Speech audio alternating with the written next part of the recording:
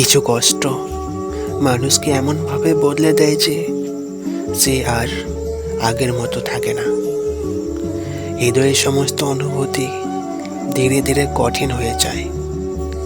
যাকে এক সময় অনুভূতির গভীরে রাখা হতো, তার গুরুত্ব আজ হারিয়ে গেছে। অপেক্ষার অভিমান সব কিছুই দেখবেন এক সময় অর্থহীন হয়ে পড়বে।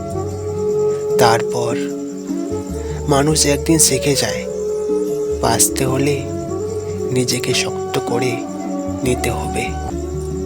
অনুভূতির আঘাত পেয়ে যে হৃদয়টি পাথরের মতো শক্ত হয়েছে, সেই হৃদয়টি আর কখনো কারোর জন্য নরম হবে না।